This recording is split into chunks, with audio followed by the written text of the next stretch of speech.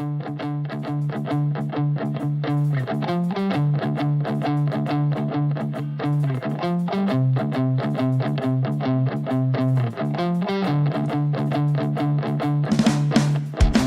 was going to send you a private message. Hey, Alden, you hear that music? Is my technical issues okay? And I saw your head bobbing along. Yep. That's how you know. Because I love our theme music. Our theme music sounds like it would have been the Monday Night Raw music in like 94. At the Manhattan Center. You almost ruined it for me.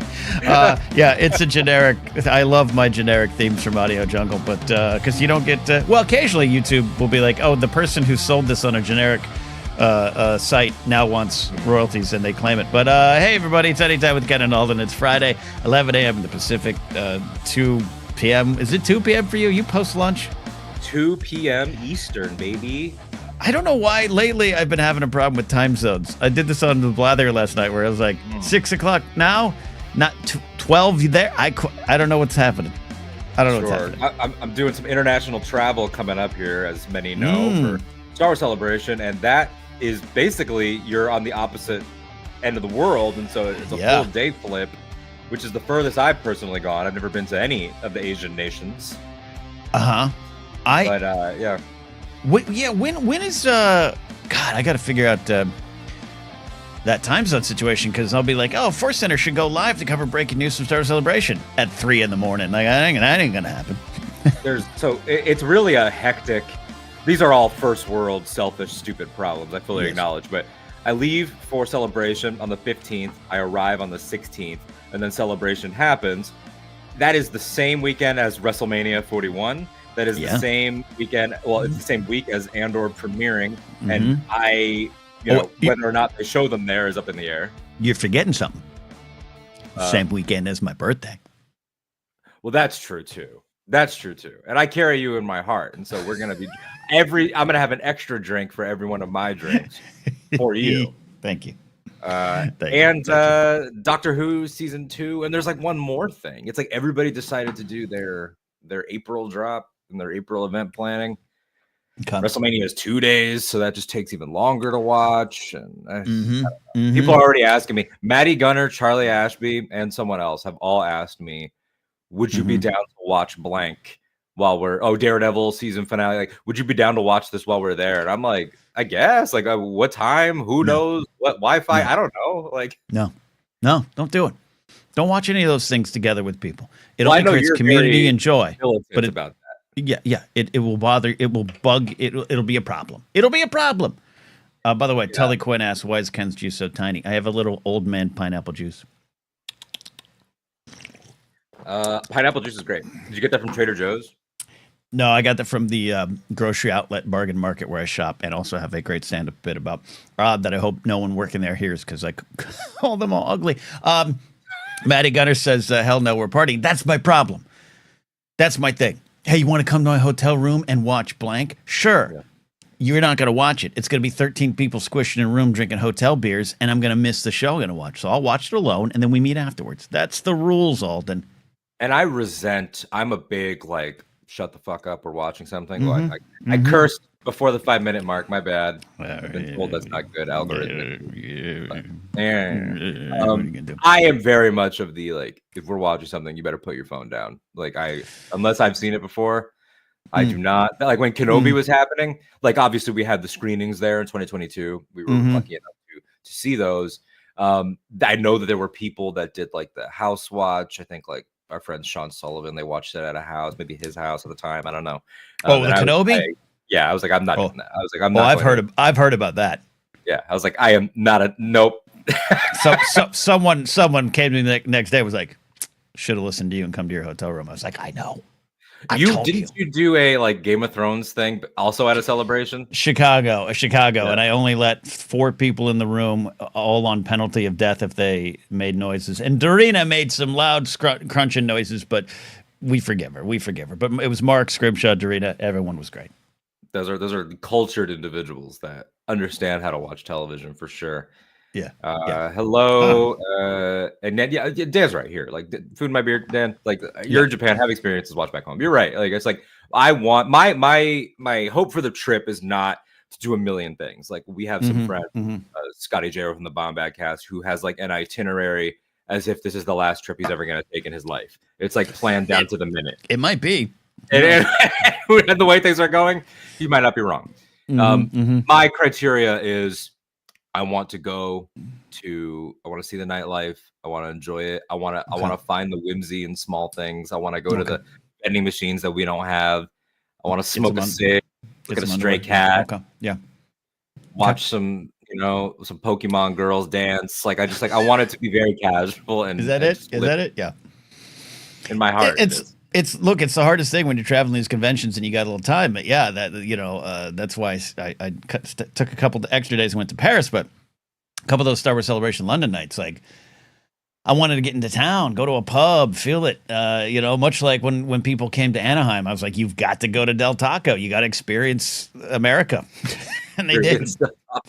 That's going to be like, and what's the state motto of California? I can't remember yours, but I know the state motto of New York is like Excelsior. I remember that because of obviously. I think ours is. Do you want to supersize that? I was going to say it should be experience Del Taco. That's how they should get everybody to go. Which I've never done. I know. I've never experienced. You should. Or should. It's better than In-N-Out. But that's another debate for another time. One of those shows today where we don't really have a planned agenda. Well, you always have a little bit of notes in your back pocket, but a lot to get to.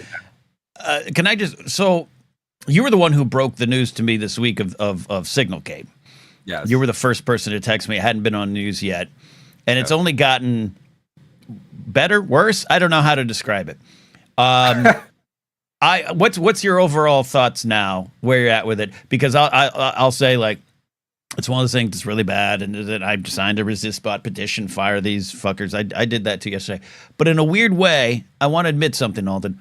I've enjoyed this week. I've just enjoyed being, yep, we knew who these people were. Yeah. Incompetent. And here it is. I haven't had a similar arc as you. I think there's like some disclaimers that I would like to put down on behalf of the show. Because there is some, I think, correct scolding happening from some of my fellow internet lefties, and I will and the ones that are a little bit more like less sociable than I am. I will say that's my generous description. There's been a lot of like, easy for you to laugh at this group chat without considering what they were doing in it. Easy for you to not, and I'm like, all right, okay, right. Fair. American libs more upset about a group chat than they are about Israel. I want to just put the things out now. I'm not more upset about the group chat than I am about what's happening. I do hold both in my mind as an example. What we'll be focusing on today, an example of just like extraordinary stupidity.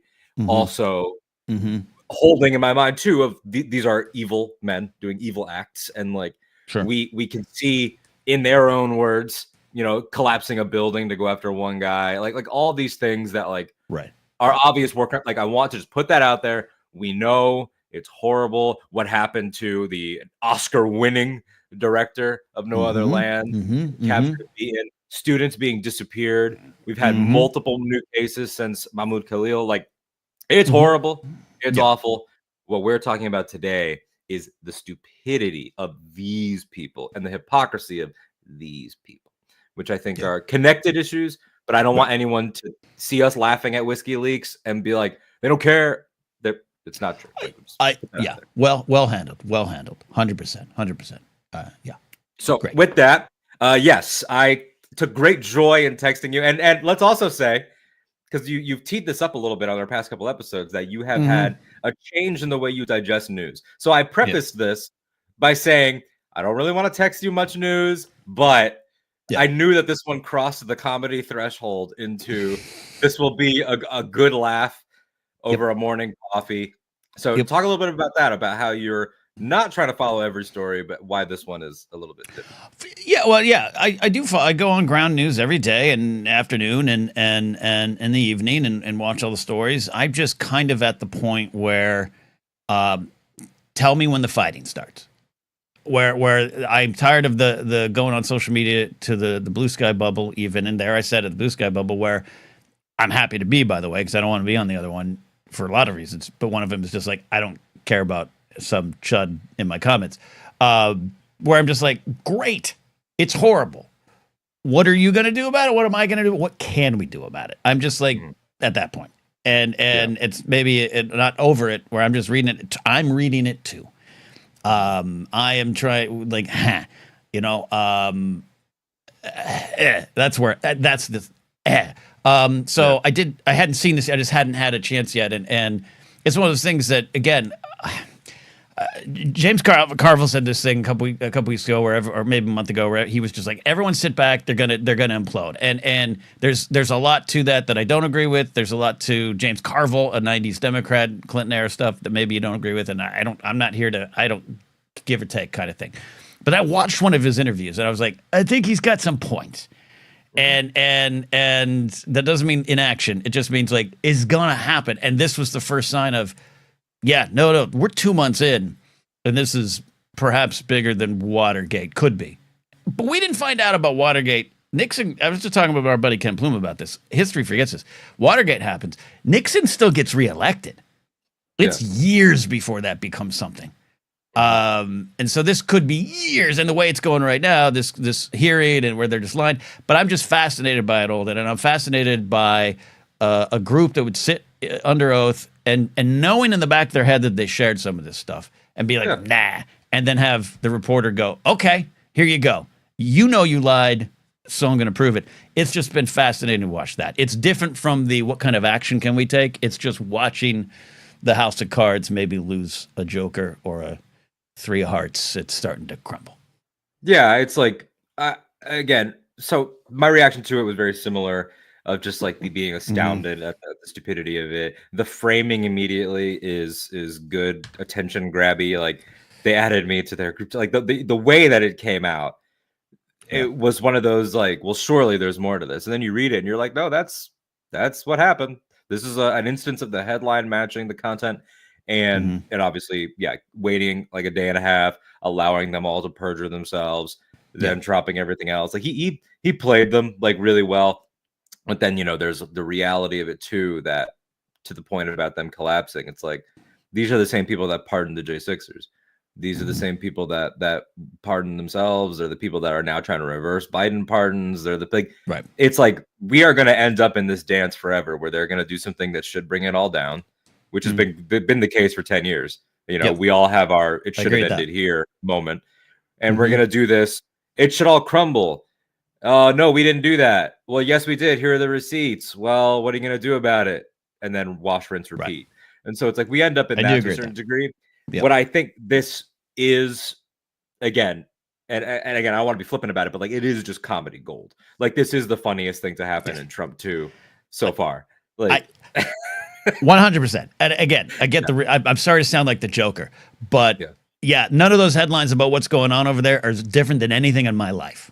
Right? Yeah. Like that's not a good thing for me to say, but it's just like, got it. Building collapse, horrible. Yeah. I've grown up with that for 40, 50 years. That's different. What you're talking about. Yeah. This is horrendous, hilarious. It's like you said too. It's like exactly. It's the setup and payoff of the incompetence where you had said about all these people, like that they're a clown, they're drunk, they're incompetent, they're not qualified, all these things, especially for Hegseth himself being a drunken abuser. And again, like when I say these things, they're not my opinions. They're not my opinions. These are things that he is. And so it's like, we knew this. It's a fact that he threw an axe on someone live on the air. Yes. Like where he's talking about OPSEC and merit and how it's not going to be DEI and everyone there is going to be the best at their job and all this stuff. And here he is like with the most colossal failure of at least of my lifetime in terms of, maybe not in terms of evil, because it's like it's hard to top Cheney and like there's a lot of what was happening, but hard to top Woodrow Wilson. Yeah. But it's like and to say so confidently, like OPSEC is tight, like we're good, everything's like it's everything about it deserves like the Curb theme. Like it's just so with the emojis, the responses, as if it was like great job on launching that PR campaign. That ad went out. That video went out. This is like the stuff that would be in Slack a Collider. Good job on the top 10 movies of the year video. Boom, boom. And it's just, which is also part of the horror. But I guess, one of the things that doesn't, I don't know. I just come from that world where you would throw down someone downstairs and lock them away, and you'd high five and be like, "Let's get lunch." It's just maybe that's why I'm reacting to some of that a little differently than others might. But yeah, it was, and the like emojis and everything. Like I said on my shows all this week, that was one of the most surreal things for me, because it is a horror show that is they're perpetrating.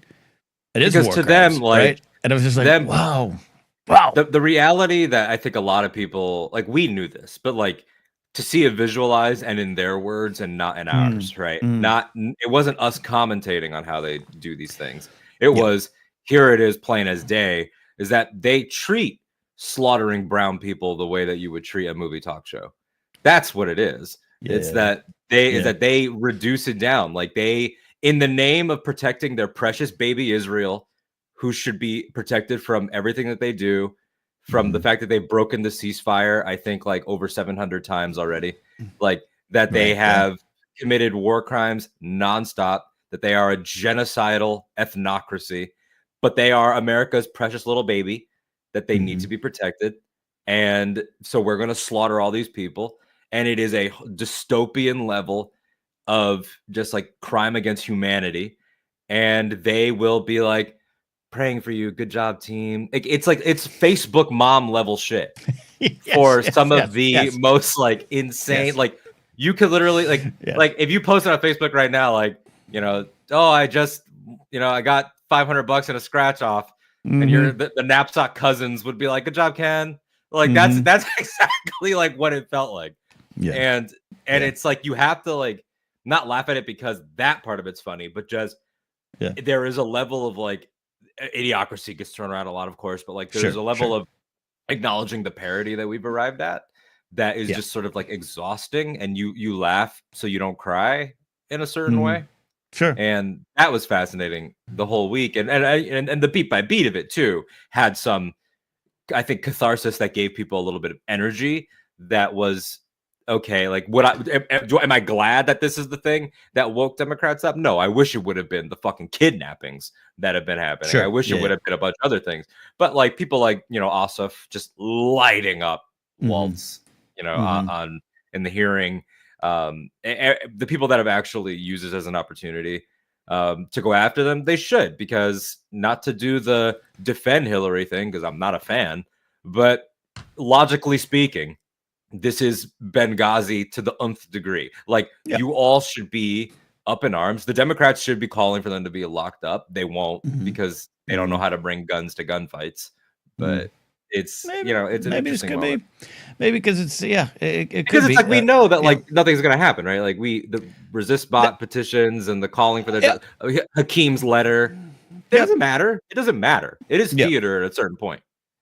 It feels like it, and that's part of even a little bit with what's going on with me on social media again. Where personally, I've kind of pulled back again, promote a show, I'll put something out, because it becomes it becomes this self-flagellation porn on liberal bubble social media of like, did you see? Yeah, what? Are you going to leave your breakfast today to go do something? I'm not. Are you? I don't know. Like, this is where we're at. And it gets just frustrating with me. But it boils over into cynicism too fast. But I think, yes, keep doing all the things you're doing. Keep resist button. Keep showing up. Keep getting out in front of Tesla dealers if you want. And all this, don't shop at the stores you don't want to shop at. I think all that can add up. But to my final thought on that section of this conversation, Alden, is exactly what you said. I think all this also this week, I have a little bit of, we'll see, nothing's going to happen, which is sad, frustrating. Yeah, I mean, it's where we've arrived, right? Like, we've seen from the beginning of the Trumpian era, and I correct me if I'm wrong in the comments, but I believe that the first universally agreed upon moment of this should be the end was him saying that Mexicans are rapists and they're not sending their best. And like, that was like the first like, whoa. And then it was making fun of the disabled reporter. And then we've had about 2,000 more incidents just like it that have increased in severity all the way now to Whiskeyleaks. And it's like, if it's like, I'm tired of living in the illusion that the law matters. The law only matters when they want it to matter, which is should not, is not a revolutionary concept. Like a lot of people say. I have a point that you made me think of someone to take. And Tully says, "Shall I continue sharing topical memes on Blue Sky?" Yes. This is my personal spot with it, because I think there's also, Tully, if you post something and 5 or 6 people gather around it and feel better by sharing the stuff, that works for other folks. And I have every episode of Blathering is telling us, like, I'll talk about something in the news because we do want to gather around it. And that's why I say I don't want it to boil over into cynicism. It might sound like I'm cynical today, Alden, but I try not to be. I'm just at that, like, got it, because this hurts to hear it every day too. So I'm taking a different path, but I think there's all roads lead forward. So Tully's thought, keep posting, because I do think it works. The thing I want to bring up is why I also think, I don't know if there's any of this will ever actually work, and that even if the house of cards does crumble, doesn't matter. I've been going for walks in a certain part of my neighborhood. Like you ever do that thing where you go in different, like for a week, I'm going to go right. This week I went this way. Over this way, there's this house I pass on a corner that it's not well kept. It's not, and I'm not making judgments. It's not a well kept house. On the fence, it has a little wire fence around it, little fence. It has the Trump 2024 flags, and on the mailbox, it has the bloody Trump with the fists, and it says "Never Surrender." And it's got an American flag bench out front of the house. And I've been walking by it for about 4 days. The 5th day, I walked out, and the guy was finally outside of it. I could have predicted what he looked like 4 days prior. He had an American flag tank top, scraggly guy in his late 40s or 50s, big bushy unkempt goatee that was about 4 inches down, buzz cut. He looked like a Stephen Lang character, and I was like, "Yep, that's the guy." And I wanted to. I texted you. I was like, "I wonder what he thinks about all this," and the answer is nothing. And that's part of the frustration. Like, how much do you want to bet that he benefits from Medicare, Medicaid in some way? Like, how much? I have every reason to believe he does. Yeah, exactly. Just looking at him, looking at the disheveled nature of his life, I guarantee you. We'll play a game. What kind of vehicle do you think's in front of his house? Oh, a late 90s Pontiac Grand Prix. Good guess. Good guess. A brown, like 1978 van. One of those vans that would appear in like a Napoleon Dynamite, like Uncle Rico come out of it. And one of the tires is flat, so it hasn't driven for a while. Hell yeah, dude. Hell yeah. What do you think? What do you think brought him to Burbank? Was he chasing a dream? No, Burbank. Again, a lot of parts of LA. Burbank is pretty progressive. As I said, the mayor of Burbank is my cousin by marriage, and had some fascinating conversations with her recently. And it is actually a pretty progressive town now, but it's also not, and its history is not. So you have these little pockets. You have a lot of American flags flying year round, which again, I have no problem with that. I'd love to reclaim that, but when you see it, it's not. You know what it is, and I just think it would be hilarious if somebody that like looked like a Confederate who like ended up in a time loop and landed here in 2025 like him was also the same guy that's like, will you read my screenplay? Like what are his artistic dreams? Burbank, because Burbank it is a studio community, but it's the tradespeople, which is great. We need it, and they're the ones suffering probably the most from the lack of work. But they are historically there, and they're progressive. Exactly. No, for sure. It reminds me of the Michael Che on SNL shouted out their crew and said, like, "Congrats on your January 6th pardons." Like that, the crew guys are always more conservative. Like, oh yeah, that's why if you go out to CB Valley, tough spot. Tough spot. Anyways, I was just laughing because that's one of my final points on the whole situation is that guy ain't convinced. He don't care. And that's the thing is that like we're so post fact, right? Mm-hmm. That the alternative facts that kind of damned us forever. The fact that no one held that to the fire at the time and everyone laughed at it. We've arrived at this place now where it's like, even if you could explain to this guy with all the proof and all the receipts and everything what happened, he would be like, that's not real. Or he would say, like, this is a Democrat hoax or something, because they won in that regard. Like, they have solidified the cult of their base so badly that like I never want to hear Hillary Clinton ever again. I never want to hear from her. I don't ever want her involved at all. However, this week I was kind of hoping that she would at least release a statement and just be like, was there an editorial I saw the New York Times put out? Was that her? I don't know. I don't know. If there was, maybe I just successfully muted her from my life, but it was I just could not believe that these are the same people. Like, I can believe it because, as I've said before, they don't have principles, but it's like just to see it in action. Like Marco Rubio is a great example. I hate that man so much with just like every fiber of my being. I hated him when he was just like the Florida guy. I hate him now. This guy, I've said this before, like, it's like he didn't even care when kids were slaughtered in his own backyard. He just like did not give a fuck at all. Lapped up the NRA money, still said they buy into his agenda to the survivors' faces, in a crowd of children. And it's like, that's who he is. Like, he is, I say this as a Puerto Rican guy. I'm not trying to speak for all Latin people, Latino-X-E. I don't give a fuck what word you use. It's like Latino. He is the ultimate like pinnacle of internalized shame, where they just so badly want to be white. And he just like so badly thinks that if he's a little good boy enough and betrays enough other POC, then he'll get a seat at the table.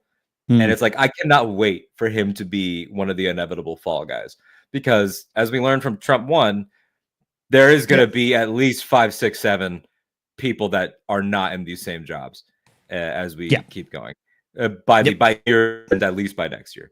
And so it's like, I hope that he's one of them, because I need him to be, I want him to be like crucified on behalf of everything that he is, because he is the ultimate embodiment of when everyone's confused about how conservatives like Cubans are, and like why Miami goes that way, despite everything, despite the fact that they want to be down there, that ICE wants to be down there going after people.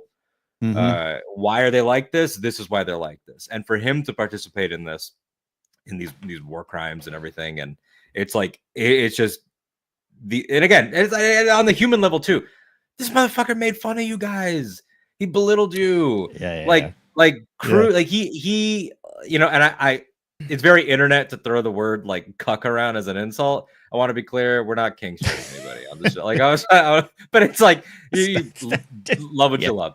But it's like the way that he just like successfully steamrolled and either destroyed and or cucked the entire GOP, or banished, because there are a couple people that he never broke, but they're irrelevant now, right? Like, he never really broke Jeb Bush, but Jeb Bush disappeared. He never really broke Romney, but Romney's irrelevant now. Like, you're either irrelevant or you are totally broken. Ted Cruz, like, who wasn't in this chat because he didn't get a job, which is hilarious. But like, Cruz, after years of fucking just like going down on Trump, did not receive a position in the new order, and he's there like. He said your dad killed Kennedy. He said your wife's ugly. Like, and they're still out there defending him. Like, it really is an exercise. It's an exercise in just like complete lack of shame.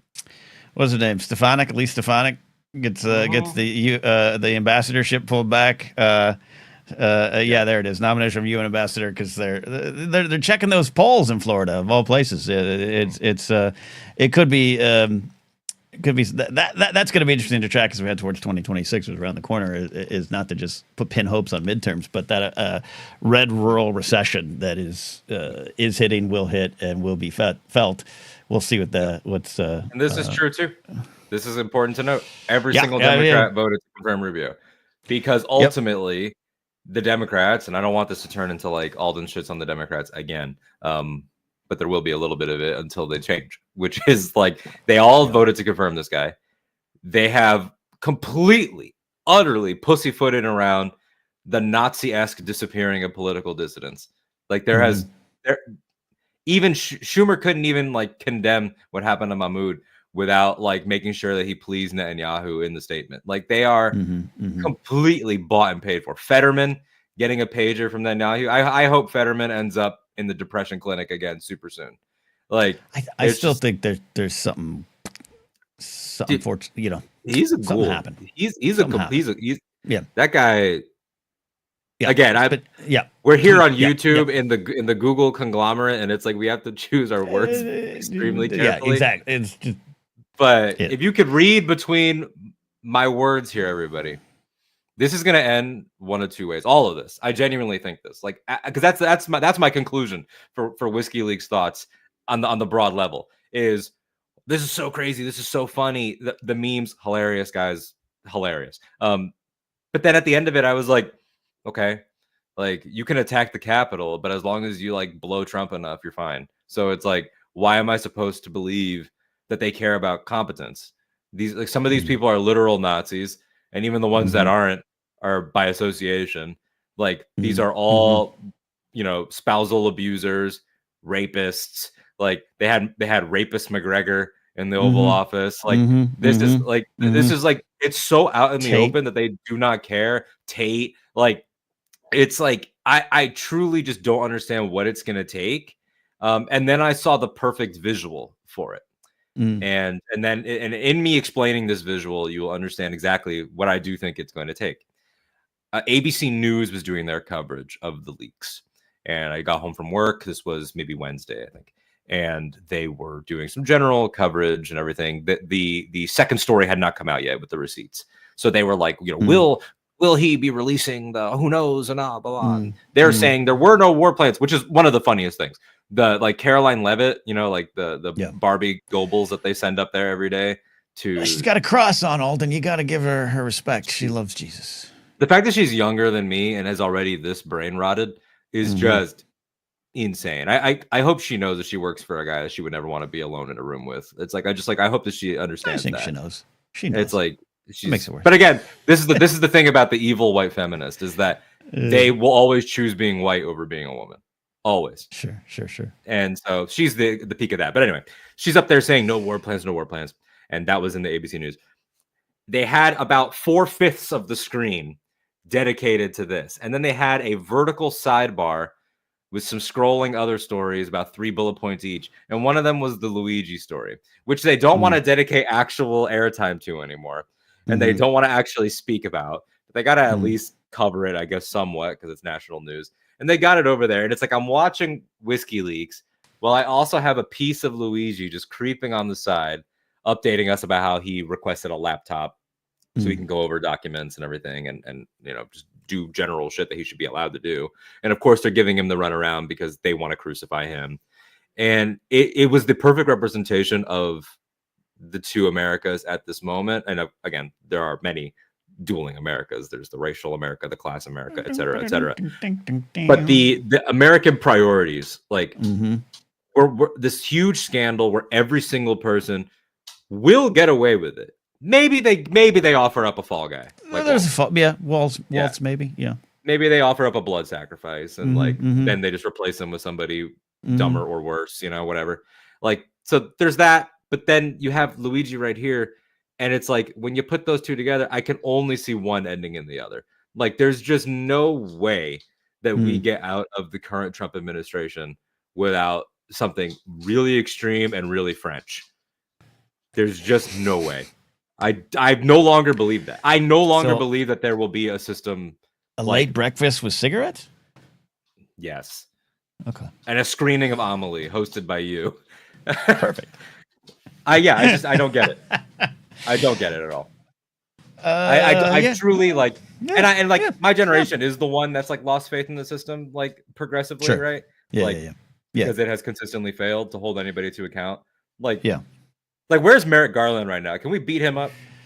Can we just beat him up? He's probably got a nice barbecue plan for the weekend, inviting some friends over. Throw hands at him. Sweaters. Obama showing up on Blue Sky and posting about March Madness made me want to scream.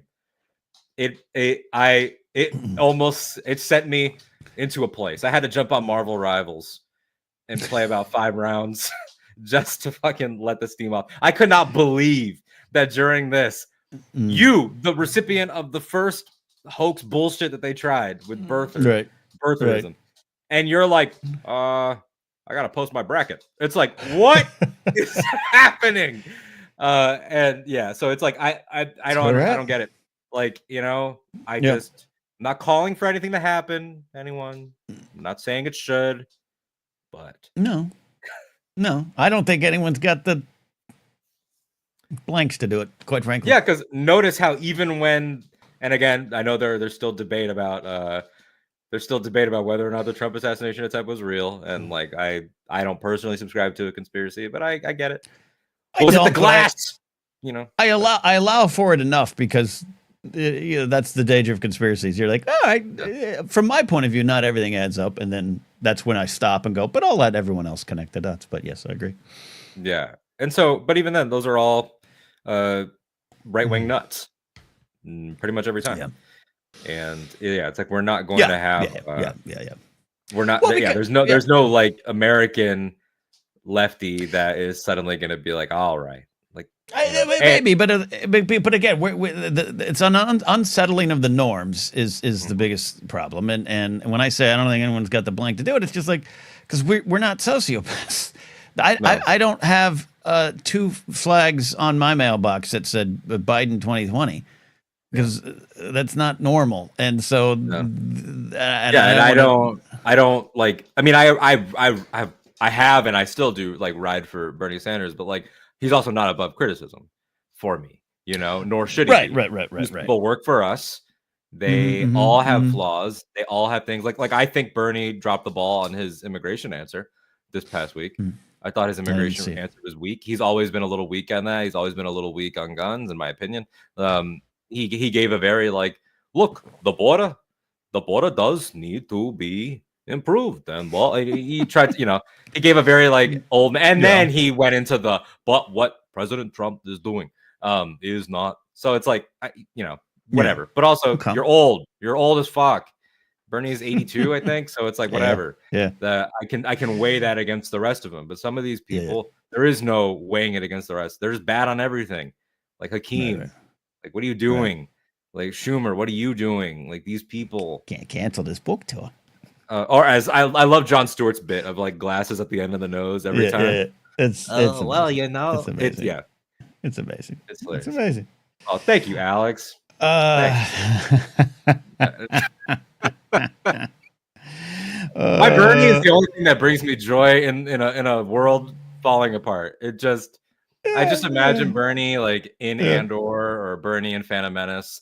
With like some of the things that are happening, I imagine Bernie going after Newt Gunray and Bernie going after Dodd and all those guys, and it brings me a lot of happiness in this time. But to all that to say, it's like they do work for us and they suck, and so it's like you should be holding them to account. And we don't have that level of fanaticism around any of the Dems. Even 08 Obama wasn't moving people to go fight the Republicans. Like he moved them to show up for incredible turnout, but it's like. There's like I said, it's you just want to.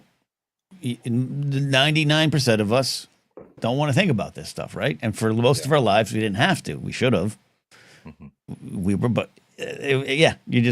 so suddenly when you couldn't be ignored, it's hard to shake those mores and move out into it. That's just kind of where I see it, and where your generation is the first to be like.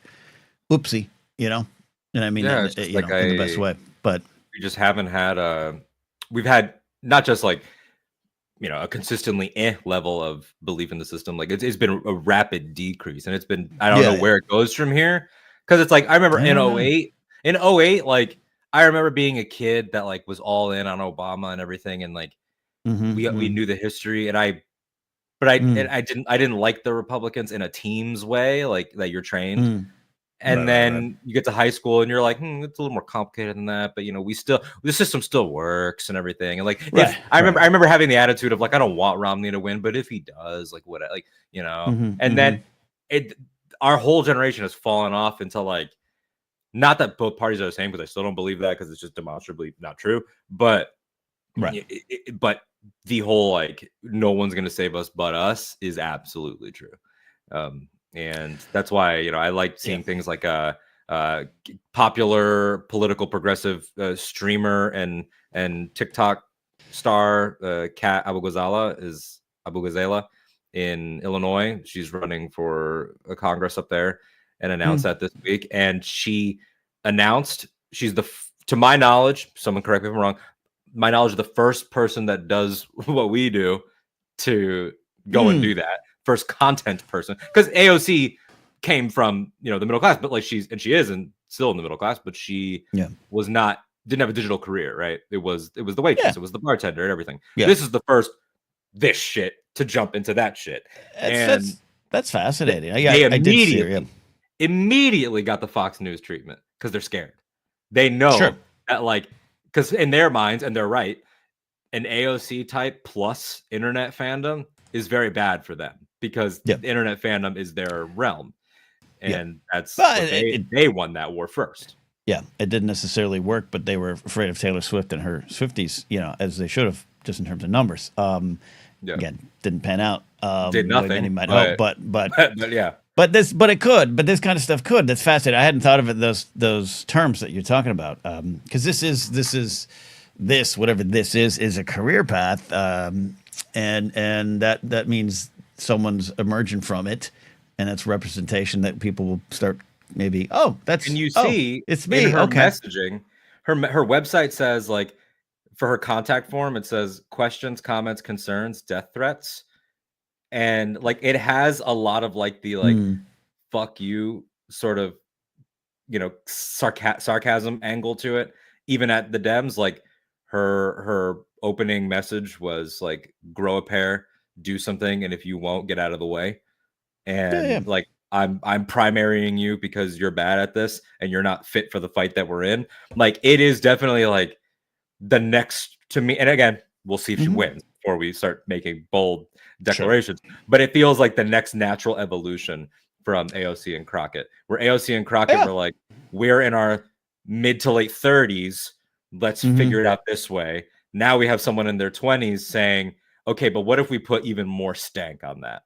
What if we took it even more into a place of which I support, because we have seen it's not like the Republicans need decorum to win.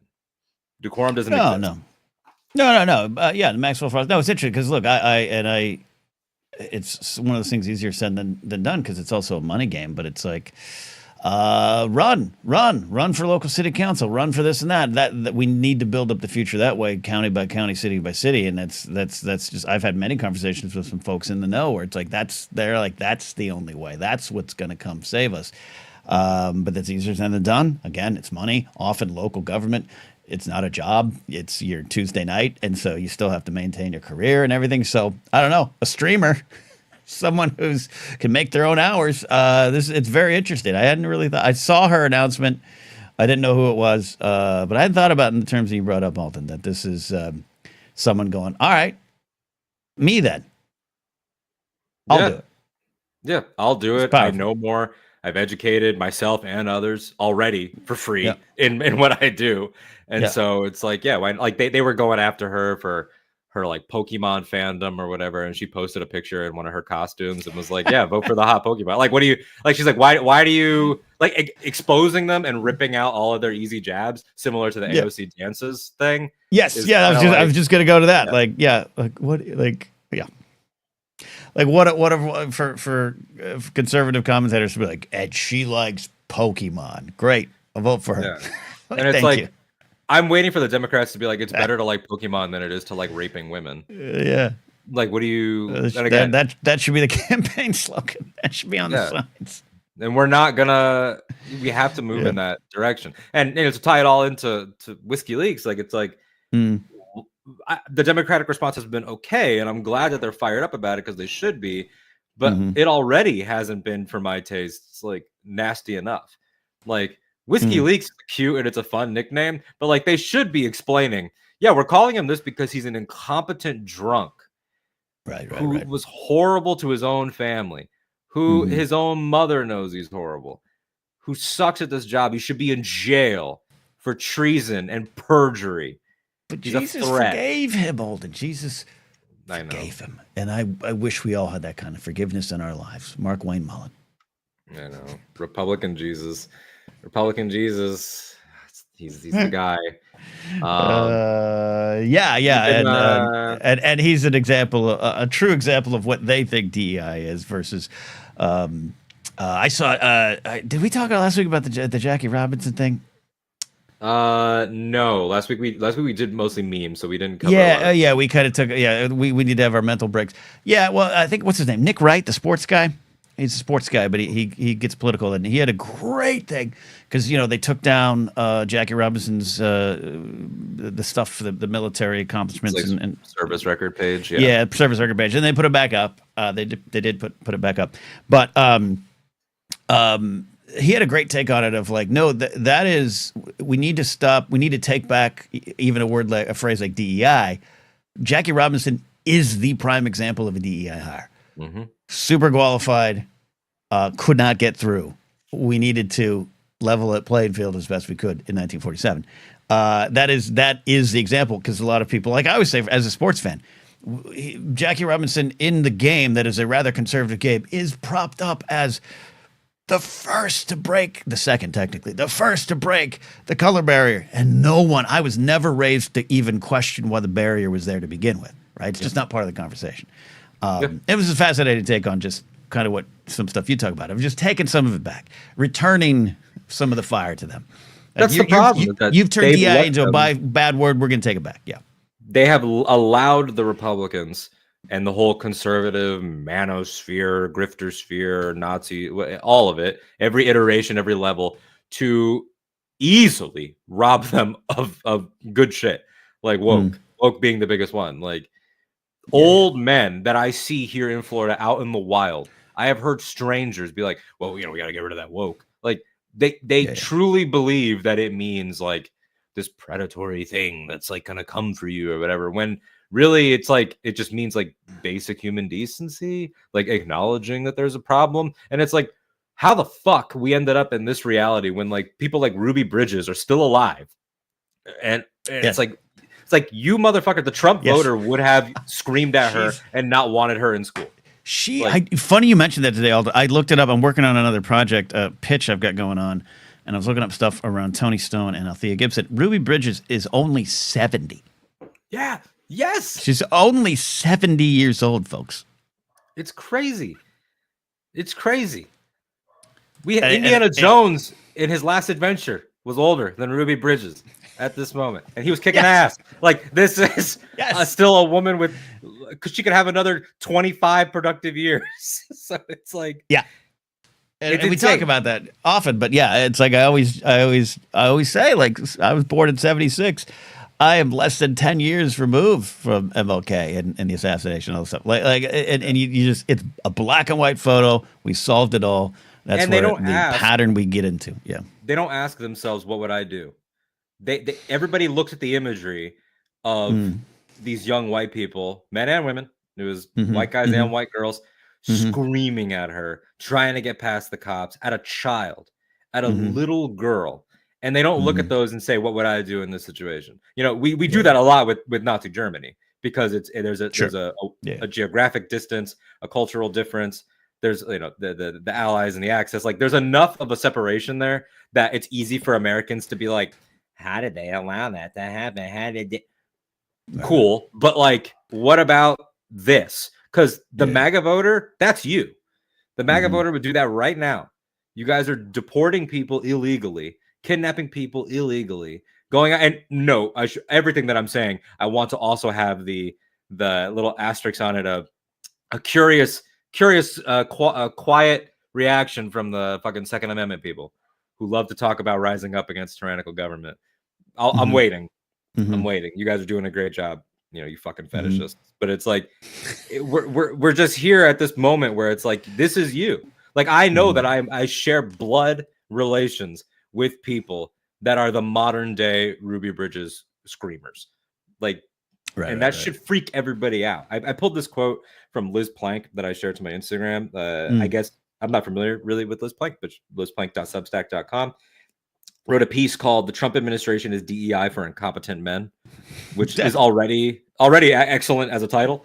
And this quote says, the MAGA movement isn't a rebellion against elitism. It's a tantrum against merit, a last-ditch effort by underqualified men to hold on to power by discrediting any system that might measure their actual abilities.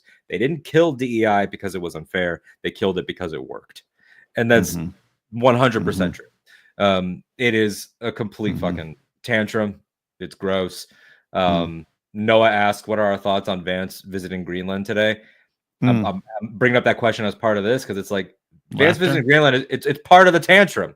This whole we can just talk shit until they just allow us to take over. You know, we can just bully other countries. Which, again, if it was not an American ally doing that, as we've seen historically, that would be a huge problem. You know, if it's Russia wanted to annex somebody, I mean, previously to us being a Russian asset, that was always a huge thing. But the Republicans now can talk about like, well, maybe they should be the 51st state because they have a great time. It's fun. And no one goes after them. I still wonder because I wonder.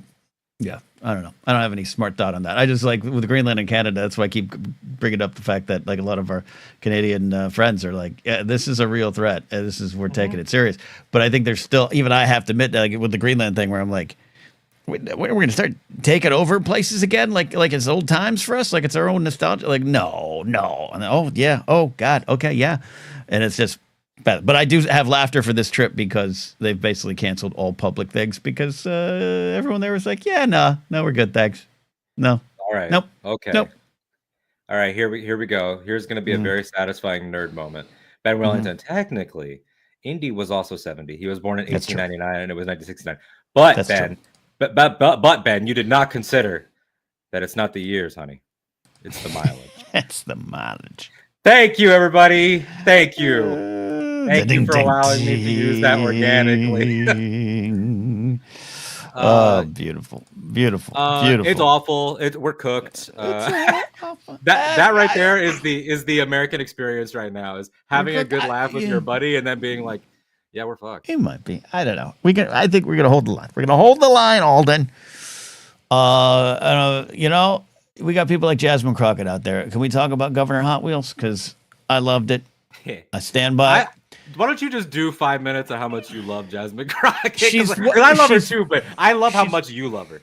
She's what we need. She's what they're most angry at. A smart, outspoken black woman is one of their top 5 fears in the world, and she has you often talk about you giving it back, and this is a great week. And I'm sorry if I start to sound like a Bill Burr joke.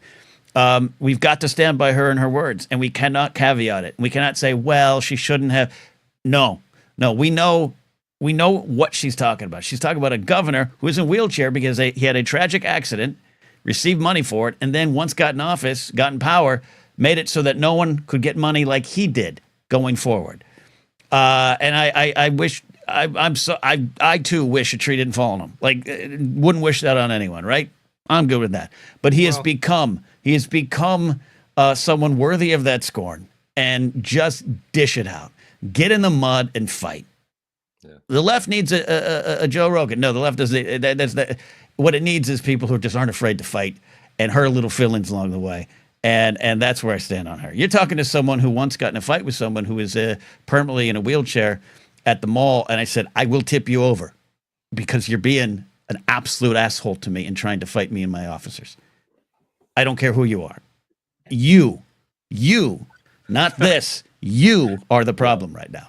And he's the problem. I stand by her 100% on this. Sorry if I break eggs to make an omelet here. I just loved it, Alden. That's the energy I want. That's the energy. I agree. Look, what did I say last week? Bullying works. I'm not saying go bully people. Don't take it out of context. I'm not saying go bully people at work for no reason, but I am saying if somebody is like demonstrably a bad person, make fun of them. You could start there. If you're not sure what to do in the face of evil, just try making fun of it because it usually doesn't like that. They usually crumble under that. You need to be able to allow yourself to get a little bit dirty, a little bit angry. It doesn't. I don't understand why this is a concept that has eluded the Democrats for so long. And I think it honestly is the trick. And again, far be it for me to be able to speak to like the specifics of the Obama experience, not as first family, but as a Black family. So it's like, I want to be clear. I'm not making declaratives about what I actually was, but I do think there was a little bit of like because he had to be so much better because he's being held to the completely different standard as a Black man, that I almost think that the entire Democratic apparatus adopted his like respectability approach, whether they needed to or not. Because it's like Obama, again, everybody can comment, all the things that he did. We all know he's not great, but his entire political career has never, ever fired back in a capacity with any real fire or thunder, just a White House correspondence joke or two. That's it. He never fought back on birtherism. He never fought back when they were degrading his wife. Never fought back when they were paparazzis were going after his kids and they were spreading rumors about them. Never, ever, ever, ever did he do anything that maybe he should have done. When non-political agent Trump, when it was still TV Trump, was going after him, if I'm Barack Obama, we would have had words. We would have had words. And maybe, had they done that, we would have had a different tone for the party going forward. But it has been a party that, at least in my lifetime, from 1995 to now, this party has had absolutely zero thunder whatsoever. They never, ever scrap. And the only people that do scrap, they would rather punish them. The Democrats would rather punish Bernie Sanders than they would Pete Hegseth. 100%. And they, it's like they don't want any rabble rousers. Until now, some are starting to get through. Yeah. And I think that will change. Yeah, no, I don't disagree with anything you're saying at all. Again, perspectives and growing up, I don't know, the Obama stuff, it unaffected might have been the strategy. It might have been personality. Going to Jackie again, he was ordered, as a lot of people know, to never fight back, never say one word after a certain time. And then it was like, good, we're good to go. I'm not saying that's the case there. But also coming from the other side and looking across the aisle, I think what was always frustrating was the unflappability, was the inherent coolness, going to Clinton, the saxophone, all those things. And I was on the side that could never figure that out. And so therefore all we had was the yelling. And so again, this could be that it's changed. Again, I've just said I love Jasmine Crockett.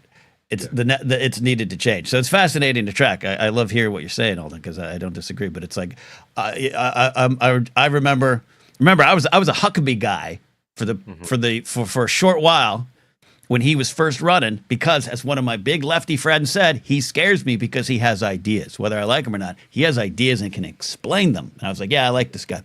And then I watched as he slowly was like, but I can play bass too. Then I was like, oh no, we can't keep up with Obama. We can't keep up. We are inherently not cool, inherently maybe weird. And so, yeah, it's fascinating to track that to where we are now, where what you're saying is the strength might have oozed into a weakness. Yeah, like at the time, I remember, just talking with friends or with teachers and things like, if you're Obama and he's saying like you weren't even born here, why aren't you firing back and being like, bro, didn't you get sued like 20 years ago for not renting to people that look like me? Like, take a seat. Like it's like they would have been so easy, but it was in the name of class, because we still believed at the time that norms and the norms. And we talked about this with, the changeover in the inauguration day of like Biden just allowing Trump to dog walk him, doing the tea and everything. And then an hour later, he's blasting him. Like, that is the end game of fake decorum. And we've seen that. I mean, that's just human, right? Like, we don't need to name names or like go into specifics, but like we both worked in places where it's like, there's that attitude of like, how have we not blasted this person? But it's because we've created this environment of like, we don't do it. We just don't do that. Yeah. And that's just not how we operate. Maybe we should, then maybe we should. I mean, I couldn't because I've been asked not to. But Ben says here, like, you're playing a game with rules. But look, Saw Gerrera, complicated character to say the least. But that Rebels moment with big ass hologram Saw, Oh, yeah. You know, with his message. That is my favorite Saw Gerrera moment. Is it Yeah. the whole truth? Is it the perfect? No. I think it's the best thing Gary Whitta's ever written. I think it's one of the best, like, Rogue One adjacent elements that they've put in Star Wars. I love that. I love that. So I'm paraphrasing it, but so long as you continue to fight on their terms, you will continue to lose. Is the main thesis of it. Someone could put the exact quote in the comments. And what is they're treating you like criminals, so act like one, or what was it? Yeah, exactly. And it's like it's not that you need to be like him, but we know Scarif did require, you know, some fire. It required Radis to say, it required Radis to say, "Fuck this meeting. I'm going. I'm signing off Microsoft Teams, and I'm going into the field." Exactly. Radis was like, "You're breaking up. You're breaking. I'll email you. Goodbye." Yeah. No, we've shifted into Star Wars talk, but I think that's why I think as we learn more of Mothma, I read a lot of Rogue One of not that she was against the fight. She just knew it needed to be not even above the board, but it needed to have better organization. It needed to be that she was the center point there. And that's why she smiles when Radis has done that. Yeah. Yes. When she smiles. Yeah. Okay. Yeah. We got it. I think that was her being like, okay, we're all getting on the same page now. It's a smile of I, Mon Mothma, can't say fuck them and cock my blaster and go. But I have friends and I need them to do it.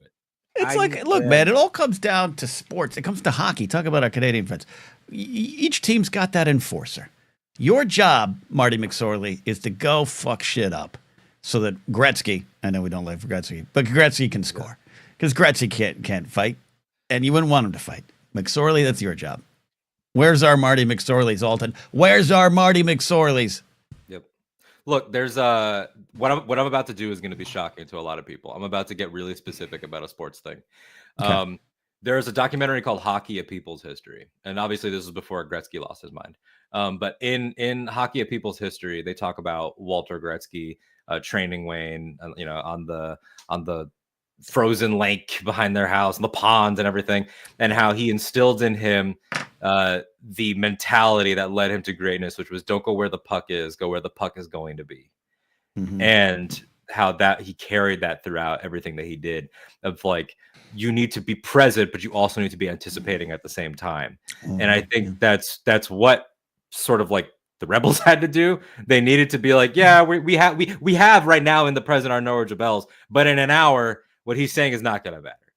And I think Mon Mothma was existing in the present and forward. And I think the Democrats would be wise to do so too. And the leftist infighting in Andor, which is one of my favorite parts of season 1, of Saw saying, none of these groups get it right, only I do.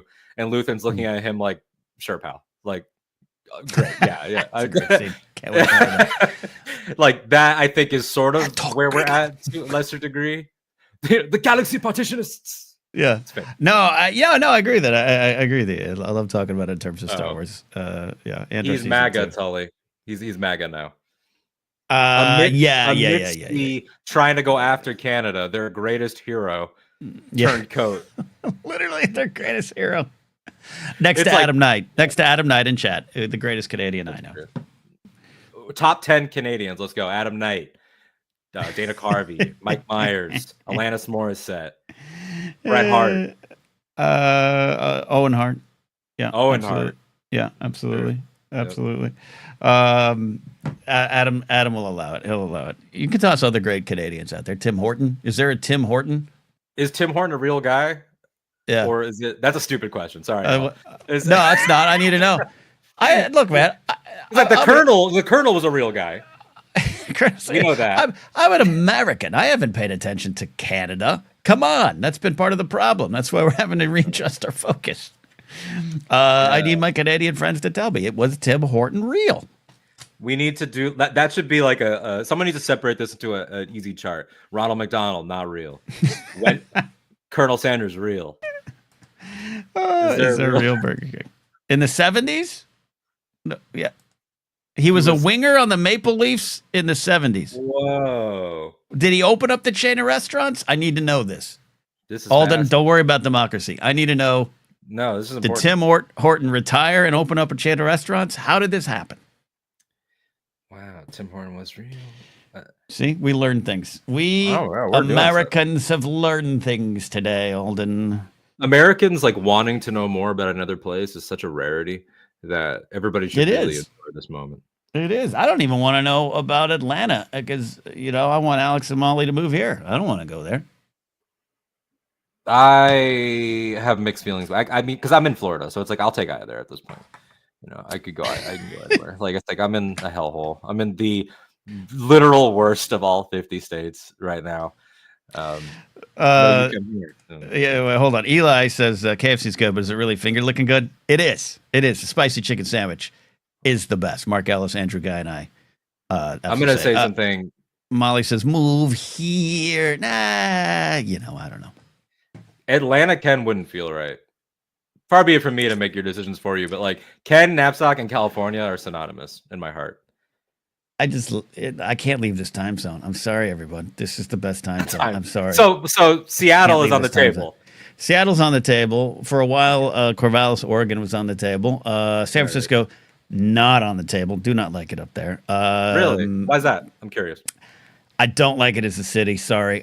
It's always been confusing, expensive, hard to get to, hard to get around. And I'll just say it, sorry, slightly dangerous. It's one of those don't go there kind of cities. And not the whole city isn't like that, but there's some realities there. And I spent some time up there doing comedy and everything. And sorry, nope, no disrespect. Nope, don't like it. Don't like it. Don't like NorCal. It's beautiful. Beautiful. I'd go to Marin, maybe. I'd go to where George Walton Lucas set up shop. Yeah. It's beautiful. I can't wait to visit one day. Yeah. Rich says come back to Connecticut. I mean, I love the cold and I would love to go back to Connecticut, but it's just, I don't know. Then I have to see family. I love that this is what happens. This is a little bit of the refractory period where you and I came out with some fire and brimstone today. And then we're just like, where would you move to? This being called the refractory period is awesome because it implies that we can both go for about an hour and 5 minutes. The person spit in my face. I once went the entirety of the movie Love Actually, which is a 2.5 hour movie. A person spit on my face in San Francisco when I walked down the wrong street. Yeah. I don't want to. Yeah, because I know a lot of people that have like, no, it's great. I love it. And people hate Burbank, blah, blah, blah. But it's just, there's other spots. There's other spots, Alden, on my list. Seattle is one of them. Seattle, I've never been. I'm going to be there. That's my connecting flight. I'll be physically present in Seattle, even though I'll be in the airport. Molly wants to hit all the gay bars in San Fran. Maybe that's why you don't like it as much, is because you didn't go to the gay bars, unless you did. Oh, I thought you were going to take that comment a different direction. It's like, what? No. What? Back to you visiting. Am I Tom Brennan? Brennan? No, Brenneman. No. Yeah, no, I haven't been. I've only really been up there for work, but we explore the town. It's not like when Mark and I are in, we don't like have to go. That was the thing, is like you couldn't even just like go walk to get a coffee. It was an issue, and Josh and Mark and I last year had I've seen things, Alden, that I didn't expect to see on them sidewalks. Well, Vancouver, I want to get to Vancouver. I want to get up there. Was maybe supposed to happen this year, Vancouver and Toronto. But the reality is it's a little cold. Toronto's it might be, I like the cold, but I don't like 7 feet of snow. Yeah, I struggle with that because that's like I think my hatred of Florida heat has built up so much over time that it's Steve got it. Steve got the reference. Tom Brennan. I love producer Steve. Producer Steve's great. I don't know anything about you, Steve, except that you're handsome, but I love producer Steve. He's great. We launched the Blather Breakers. Yeah, I'll never forget. Steve starts calling to the Blather, and I sent him an email. I was like, "Who are you?" we had met. We met in Chicago 2019. I was like, I don't know if you meant it to be that way, but it was so Maz Kanata. Who are you? Who's the girl? Yeah. Molly with some wise words. Any bar can be a gay bar if you want it to be. That's true. Molly, come on out here. We'll go to the Abbey, which is lost. It's not what it used to. It's not a Chapel Roan song, but it is a spot I've been many times. We can go there. I'm looking at some. I'm just looking at the super chats because I know we got about 15-ish minutes. Yeah, I got an unexpected one of those the landlord's on the way things this morning. So we're gonna go another 10, 15. If you guys want to do super chats for places we should move. Yeah, and thank you. I want to say something too, Alden. We've been getting some in, and what I really appreciate, I try to be, when any time supporters and money indirectly is involved on a smaller scale, like my shows, I'm pretty honest with where it goes, and sometimes it's just to a sandwich. But right now, it does not go necessarily directly to me or Alden. It is going to keep my StreamYard count in good standing because they had raised the prices, and that's how we do all this stuff. So a lot of stuff like that is directly going to. Keeping the show at a certain level for right now. So as we grow and get bigger, all that stuff. Production budget. I mean, look, I do. You know what? I do owe you about $12 that Scotty J Rose sent you and I about a year ago to go try some food at Taco Bell, and we didn't do it. Mm-hmm. And I just took the bucks. So I owe you like $12. Hey man, that's cool. Oh, Steve says we were at a Force Center recording, so that's Chicago then, because I think he was there in Chicago. Yeah. And then he sent the picture, and then he went and saw me in Washington D.C. do stand up. Now it just sounds like I'm running down a list of times people have gone to see me and taking pictures with me. But it's just I felt so bad. And then he used to be in my Twitch streams all the time under his name, Skooma Buster, and so I was like, oh, okay, you're vetted, because I just thought he was someone who found me and was calling on the show, and I was like. We hadn't talked about anything serious yet, so I was like, he could be MAGA. I don't know. I need to know who this guy is. Mm-hmm. That's true. Like the first time I met Molly Damon, I was like, I know Alex. Who are you? What's your story? I need to know. Yeah. People marry crazies all the time. All right, so it's like you need to. First time I met Molly, she was running around because she thought she lost her backpack or something like that. First time I'm trying to remember the actual. I met them in Florida, Orlando celebration. But then, first time I actually think I got to spend time around Molly with Alex, I was convinced she did not like me, which is ironic because a lot of people I don't like them when I first meet them. We were at Scrimshaw's house recording Force Center, and I was trying to include her into the show, and I was like, I think she hates me. I think she hates Alex's friends. I was really in my head. I was like, this person does not like me. Sorry, Molly. Yeah, I first time I met Alex and Molly, they were both really nice, and I was trying to project the energy of I'm not a stupid fan, I'm not a stupid fan, I'm not a stupid fan, and lo and behold, I think it worked. Yeah, I did the same thing too in Orlando. I was sorry. Jared says that time Ken was confused about my Power Ranger sword and called it a white power sword. I mean, it was, yeah, fair. Yeah.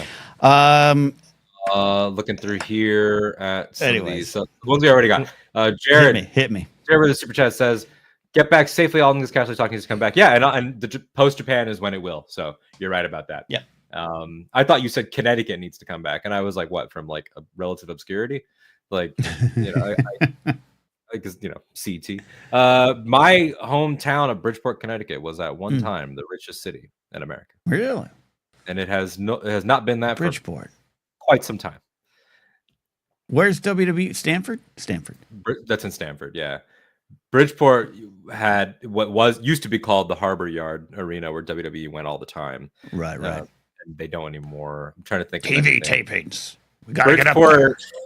People like to say, they like to be like, Bridgeport, oh, P.T. Barnum's from there. And I always have to correct them. P.T. Barnum is not from Bridgeport. P.T. Barnum died in Bridgeport. All right, so he's not technically one of ours, but we do have the museum. Okay. That's good to know. I've never been there. Never been to Connecticut. Want to get there. Yeah, okay.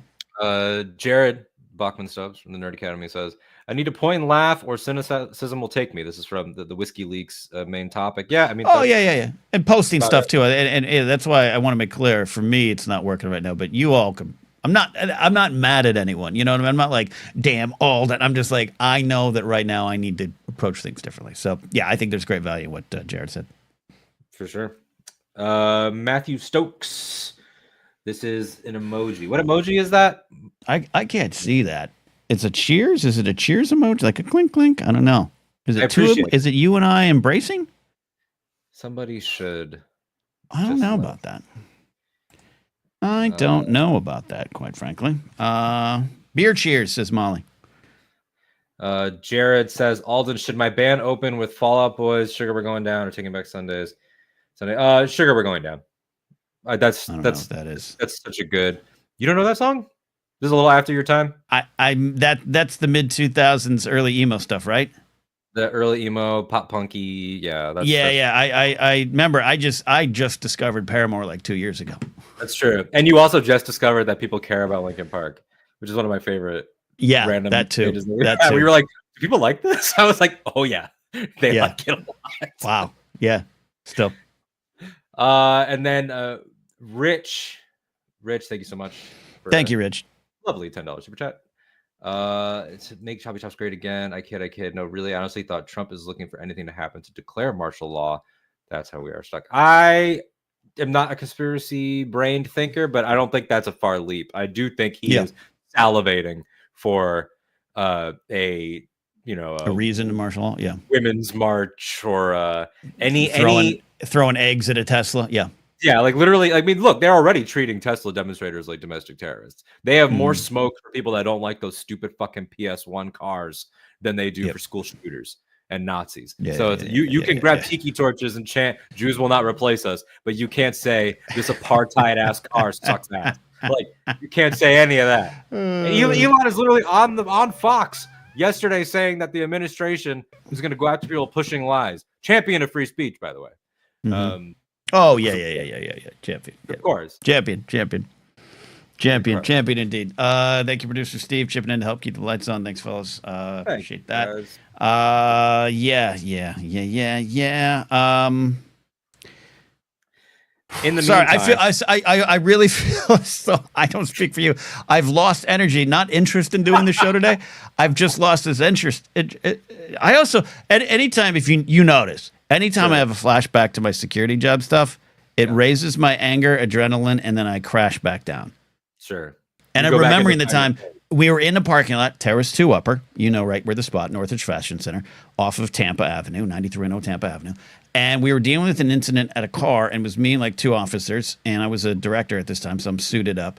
And we're dealing with something, and then this guy in a wheelchair, God bless him in his life situation. I'm so sorry. He comes running up, and he kind of runs into us. He starts going, "You motherfuckers, you motherfucker!" And I was like, "I will tip you over." See all that, and I'm having flashbacks. That's when the distance is in my eye. And that man was Patrick Stewart as Charles Xavier.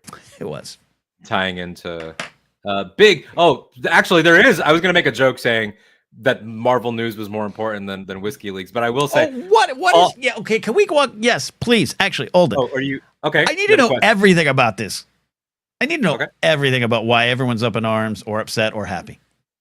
No one's really upset. People were annoyed about the way it was announced. Okay, look. The short version is this. Ever since Avengers Endgame, which was in the same year as a film we both like, The Rise of Skywalker, people have done to Marvel what they do to Star Wars, where every single time a Marvel entry comes out now, it's the death knell of the entire thing. So, right. As Jared from Nerd Academy and I have talked about 1,000 times, they have done a speed run, basically, of what took Star Wars 50 years to do. Marvel has done in less than 20. Of now, every single time one comes out, it's like, God, it all fell off after Endgame. After blank. Okay. It's back. So whatever. So this is the first Avengers film since all right. They've done two phases of new characters, sequels, different stories. Now everyone's going to unite again for two more Avengers films. It's Robert Downey Jr. returning as a different character. Dr. Doom. Multiversal, the Russo brothers directing, blah, blah, blah. And we don't like them now, right? We don't like them now. The world doesn't, but Kevin Feige clearly does because they made 4 of the best superhero films ever and made him Community dollars and Community. Okay. And same writers coming back or one of the same writers from those. So great. So this week they just posted a live stream to all their channels and socials and everything that said announcement. And it was Avengers Doomsday related. And it was about a 5.5-hour stream where every 10 to 15 minutes, it would move from one director's chair with an actor name to the next. So they basically spent an entire midday shift doing the reveal of who's in the cast for this movie. It's not complete yet. No, were the actors there? Just the names. Only Robert Downey Jr. I saw the directors there. Blah, blah, blah, blah. Okay. Yeah. So they basically it started with the director's chair that said Chris Hemsworth, right? And then it moved to the next one. Then it moved to the next one. And it went on and on and on and on and on until they pan to the last chair and Robert is sitting in it. It's Downey. He's all cool. And then it ends. And this was now in live. Production. Okay. Yeah, it was live. So it was their way of saying we're filming now. So it was the production announcement and the cast announcement. And it was a lot of people bitching and moaning about like, oh, we wasted our time. No one forced you to. They released a 3-minute edit like right after. Like no one forced you to sit through the whole thing. So that's dumb complaint. But yeah, so everybody is like, they didn't build up to this one as much, so it's not going to be as good. Forgetting that Thanos was not built up to properly really until like the 11th hour of that whole thing. It's very revisionist history, like people do with Star Wars all the time. Of like we remember everything as perfect. Yeah. Everything before the one I don't like is perfect, and everything after the one they don't remember Iron Man 2, right? Yeah, exactly. Yeah, got it. Which got crucified for doing what they would later celebrate, right? Iron Man 2 comes out and it's like this is just set up for their crossover movie. I remember, and again, I've always said I'm not a huge MCU fan, and I'm not super invested, though I did watch pretty much all of them for a long time. I remember coming out of Iron Man 2 and thinking, all right, well, they tried. Yeah. And not even that I didn't like the movie or not, but I just remember like, all right, the first one was great. That did, I don't know. Yeah. A movie that broke Jon Favreau so spiritually that he had to go make Chef to revitalize himself as an artist, which gave us his best film. And so it gave us his great show that I still enjoy watching. Everyone set off a chain of events. So basically, that's all you need to know. They announced a cast, but the reason why it ties into our subject today is that Paul Rudd went on Fallon. Yeah. And Jared the TIE Pilot says, remember when GOT melted ice for hours on a live stream? It did. Yes, it did. That's right. Yep. Okay. Paul Rudd went on the Tonight Show with Jimmy Fallon and was, Fallon brought it up. And Fallon was like, because they're really secretive with these Marvel movies. And then they started doing a bit about how they're more secretive than American defense. And Paul was like, yeah, because, Marvel, this is important. It's not like we were announcing war plans or anything. He's like, this is really important stuff. And you could tell that Fallon probably didn't want to do the political. No. Yeah. Does that laugh? He started doing that. He was like, oh, Paul, you're crazy. Oh my God. Yeah. Not like that. But Paul Rudd made it fun. And his chair out of all 27 chairs was small because he's Ant-Man. So it was like a child's chair. And it was fun, and Avengers. This is going to be the 5th Avengers movie, 6th if you count Civil War. Yeah, okay. Like we're going to be fine. This is the same shit of like every single franchise thing that we hear of like people want to act like things are not what they were, and in some ways it will never be in terms of the energy and the newness of it all, and it might just be that some of you aged out of it, and I don't mean necessarily in age, but just after living around for 15, 20 years of this, it's not going to be. It can only be the first time one time, right? Yeah. Like it's like you can only do like Avengers 1, tabling feelings about Joss Whedon. It was never been done before. And then Avengers Infinity War and Endgame was okay, what's the next level of that? Now it's not just the Avengers, it's every single character we have. And you can't do that twice. So to this comment here, like Eli's point, like Rebecca Romaine got announced, Patrick Stewart, Ian McKellen.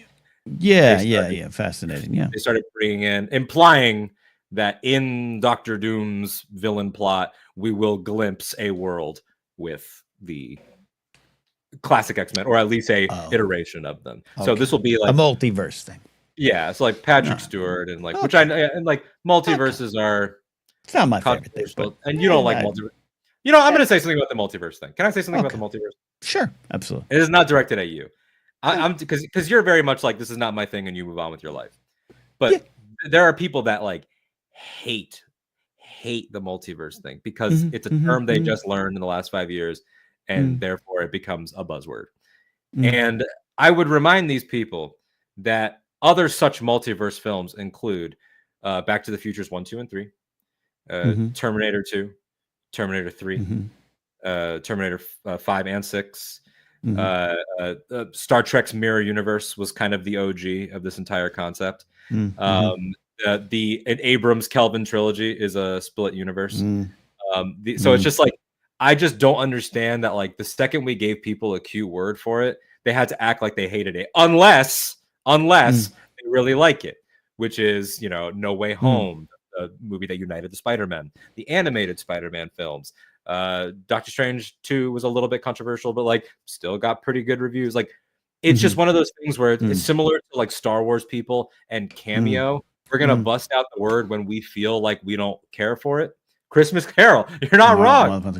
You're not wrong. Christmas Carol, Everything Everywhere, Best Picture winner. Like, this is not something like fans love to be like, and I say fans, online complainers love to be like, nobody wants this. Nobody likes this idea. We've been doing this idea since the 60s. And it is essential to comic books. I'm not saying it has to be your favorite kind of story, but to act like it's this gimmick they just busted out now is a complete falsehood. Yeah. Avengers Endgame, the movie that everybody says we drop off from, is a multiverse movie. Oh yeah. No, yeah. Look, everything you're saying, I get. It's not a new term to me, but it's, and I think you're right to point out things in the past that are, Back to the Future being one of them, this and that. Yeah, I get it. It's terminology that we have, which is fair. It's time travel for me too. It's weird to say. Yeah, I just have always seen it as a very superhero-y thing, and there's different Earths. And I also, you know what I think about it? I haven't thought this thought out fully, Alden. So you and the audience, bear with me. I don't like also conversations about that, how some people think that in the real world, holographic universe theory or past lives and all that stuff. I'm like, nope, not a thing. And so I think it's a big ball I just want to put on a shelf. Not 19 Doctor Stranges, and you weren't a Civil War general. Sure. Sorry. Yeah, great sentence. That's just a great little thought. I will tip you over. Nope. I will tip you over. Nope. Ken, I will tip you over, knapsack. No, for real. I get you. And I know that you're what I would call a normal person, where you're like, that's not my favorite concept. Let's not say that. Because I have my things where I'm like, that's not my favorite. Like, I'm not really into certain things that comics do with, constant like resurrections. There are tropes that I'm not into, but it's just like, I feel largely when it comes to Marvel, when Iron Man 1 to Avengers, like, we trained the audience to understand shared universe, and it was a successful experiment. Right. But what I realized, and I posted this on Blue Sky the other day, this is not a condemnation. This is not, I don't even want this to come off as a gatekeep, and I'm sorry if it does. I'm so excited that everybody has embraced this stuff as much as they have. What I realized, though, is that they got trained, and we thought they got trained for what Feige thinks that he trained them for. But what really it is that casual moviegoers realized they liked movies being structured like television. That's what they really realized. And I think Kevin Feige and us hardcore comic nerds thought everybody finally gets how comics work. And what this weirder, pulpier shit they've been doing lately has exposed is, we were talking about two different things. Because to a comics reader, Robert Downey Jr. coming back as a version of Tony that might be Doom and blah, blah, blah. That to me is just like, yeah, I've read about 8 iterations of something similar. Right. Sure. And movie people immediately want to jump online and be like, they're creatively bankrupt and this is a money grab and this is comics have ascended from $1 a piece to about $5 a piece. I'm very familiar with what a money grab is. It's like you can't, again, walking and chewing bubblegum. Like, it's like how you could say, like, yeah, they put Luke and Man in for a crowd pop, but it's like, I can also say, like, it makes perfect sense that he's there. So it's like, you can have both thoughts in your mind, and people seem really, really incapable of that when it comes to this stuff, because it's like in vogue to be a hater, which, like, that's fine. But it's always been. Okay. Got it. So that's the Avengers Doomsday story. Which is releasing, as pointed out in the comments, is releasing very, very close to Mando and Grogu. And I hope that Bob Iger realizes that it was his fault when this happened last time, and it'll be his fault again. No, he won't. He won't.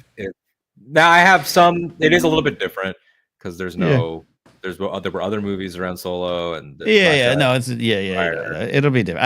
I have faith. Okay, yeah, no, it was weird because I just did not participate in that at all this week. I had no idea. I didn't have to for any job. It was interesting. Not saying better, just interesting. Okay, all right. And there you go. All right, and 898 for him says, "Don't tell Ken about CK. What? Yeah, don't tell me even how to say it." Okay. We're not, Michael McCarthy, we're not in the Matrix. You've just done too many drugs. I'm assuming this is in regards to the conspiracy theorists, the past lives people. I don't have a hard stance on reincarnation. I don't like personally believe in it. Sure. I get it. Some people have the religious element to it. My thing with like reincarnation is just like, you cannot tell me that like someone like Donald Trump can exist in like a reincarnation thing and that he would get to be a man. Like, that's just not, he would be a roach or something. If we really were like paying in some way for our universal deeds and being remade. I don't know. Yeah. Here's our final comment of the day. Nikki Kumar says, Luke Skywalker walking around Disneyland is proof the multiverses exist. It's true. It's true. You gonna go see him? No, unless they're hiring. And I'm glad Galaxy's Edge has gotten to this point where like, hey, it's just let's just put the people in there. I really appreciate what they tried with. This is one day in history, repeated over and over and over again. That's where these characters show up. I actually like that. But I think it's smart to years on go, hey, what if Luke was walking around? Yeah, I do also think it exposes the memory of a goldfish that some people have, though, because it's like everybody reported on like Luke showing up as being the timeline breaking, but it's like Fennec Shand and Boba Fett and Din and Grogu, and they've been walking around that park for like a year or two. Oh yeah. It's like and now they're doing Mando and Grogu in Smuggler's Run. Yeah, they should do that. And I want another ride. I want a pod race ride or a speeder bike ride. Buy some office complex off Harbor and make it happen, Disneyland. And then some clown can do a documentary on it when it doesn't work. And get a lot of shit wrong and make everybody think that she knows what she's talking about and be spiteful and turn snark into a brand and all that shit. You live rich horse. You live rich horse girls alone. Okay, Alden. I gotta go. You gotta go. We all gotta go. Thanks for listening to this wonderful episode. I want a sandwich now. You're all the best. Thanks for the support. We'll see you next time. Bye.